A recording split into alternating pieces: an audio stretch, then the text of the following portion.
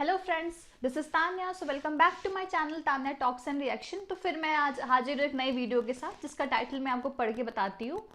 Please teach Danish population how to welcome Denmark PM on rousing reception to PM Modi. तो ये statement जो है ये डेनमार्क की पीएम ने दिया था जब उन्होंने देखा था कि पीएम मोदी का कितना ग्रैंड वेलकम हो रहा है, तो उन्होंने ये कहा था। तो देखते ही कंप्लीट वीडियो, तब पता चलेगा क्या और कुछ कहा, और इस बारे में हम वीडियो देखने के बाद बात करेंगे। और इस वीडियो का जो ओरिजिनल लिंक है वो डिस्क्रिप्शन बॉक्स में मिल जाएगा। और अगर आपको मेरी वीडियोज़ पसंद आती हैं तो मेरे वीडियोज़ को लाइक करिए, मेरे चैनल को सब्सक्राइब करिए, अपने फ्रेंड्स और फैमिली के साथ शेयर करिए। चलिए फ्रेंड्स, स्टार्ट करते हैं वीडियो देखना।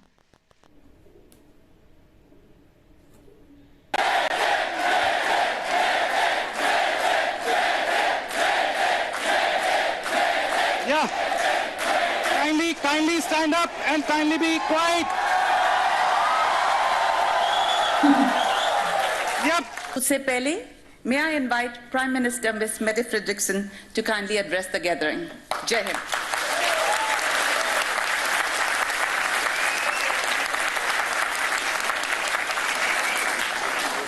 Thank you so much, and I have to say that you really know how to welcome a politician. Please teach the Danish population how to do it.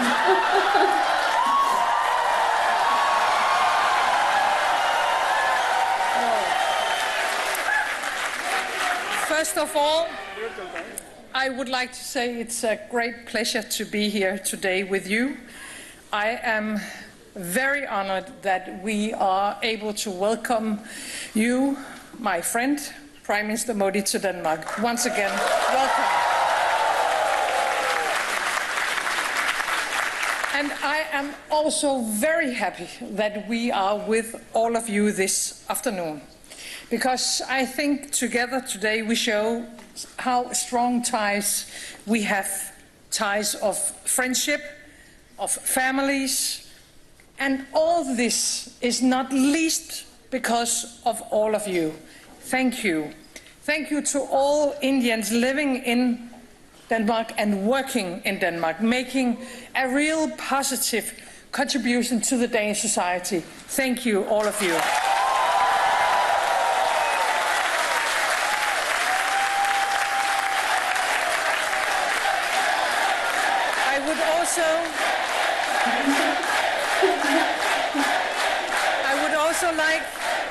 I would also like,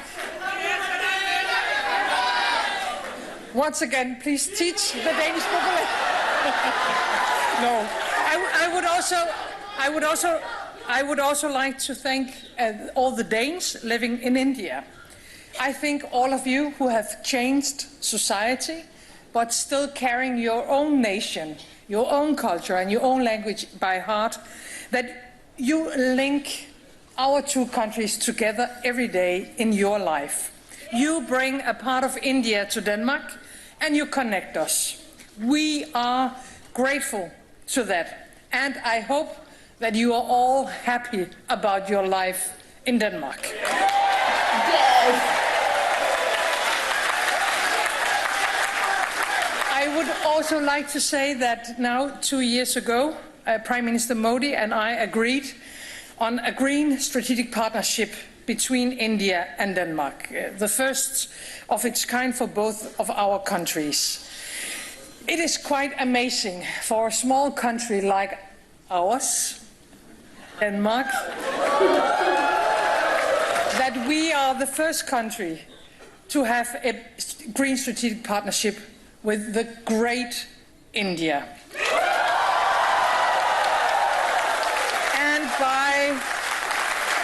And by joining hands and minds, we aim to find new ways forward. Right now, of course, the war in Ukraine reminds us that democracies, that democratic nations like India and Denmark all over the world must stand up for the principles and for the values we believe in.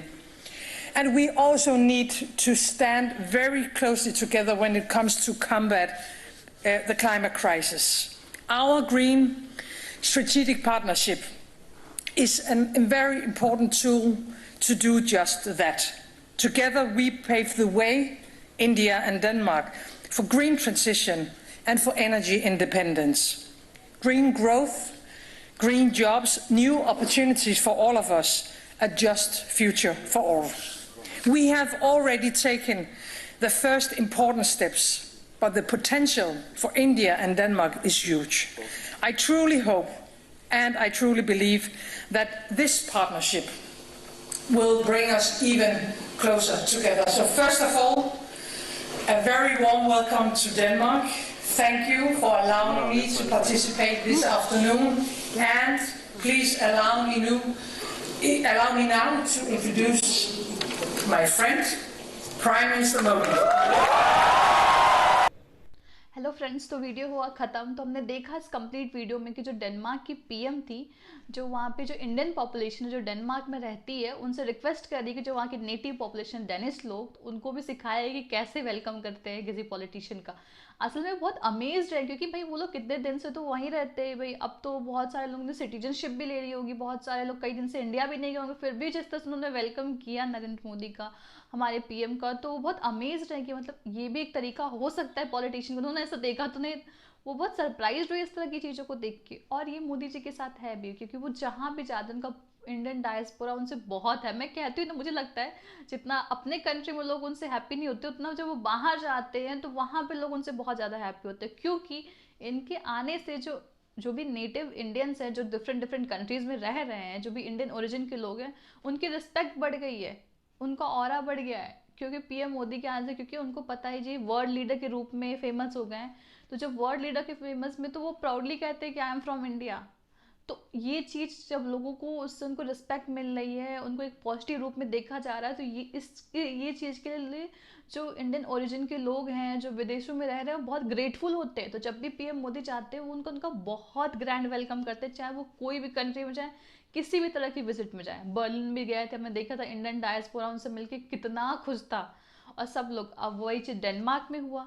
अब वो जब France में जाएंगे तब भी यही होगा। और जब मैं ये वीडियो बना रही हूँ, वो फ्रांस जा चुके हैं, तो मैं उस पर ही वीडियो लेकर आऊँगी कि किस तरह वहाँ के लोगों ने रिएक्ट किया।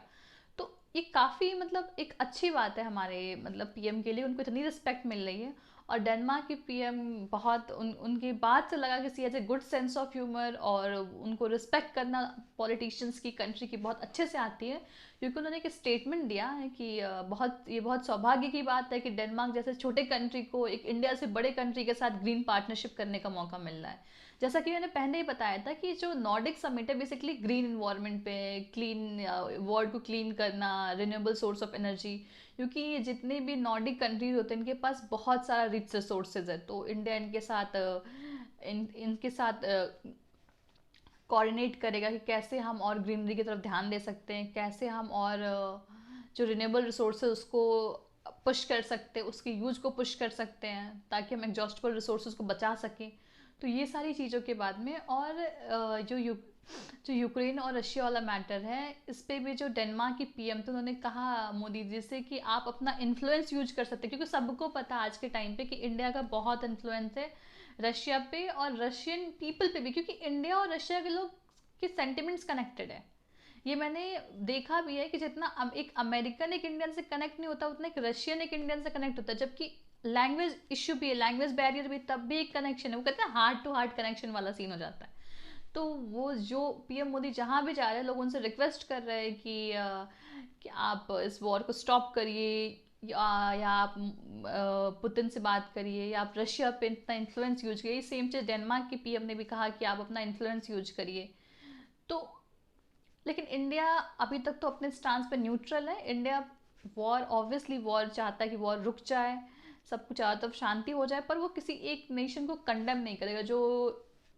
जो वेस्टर्न वर्ल्ड या जो यूरोपियन यूनियन की कंट्रीज़ या और कंट्री जो चाहते हैं कि इंडिया कंडेम करे रशिया के एक्ट को, तो इंडिया अभी तक तो न्यूट्रल है।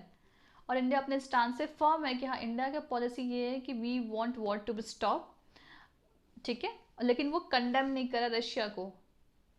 और वो लोग चाह रहे हैं कि वो कंडेम करे, रशिया से बात करे, काफ़ी कुछ तरह की चीज़ें हैं। तो वो जहाँ जहाँ जाते हैं, लोग अपने इंटरेस्ट की बात करते हैं, कुछ लोग प्रेशर बनाने की भी बात करते हैं। तो इस सब चीज़ को पीएम मोदी और इंडिया और जो न्यू इंडिया बहुत अच्छे, बहुत इफेक्टिव तरीके से हैंडल कर रहा है। तो आप इस बारे में क्या कहना चाहेंगे? जो भी आप कहना चाहते हैं कमेंट बॉक्स में लिखिए।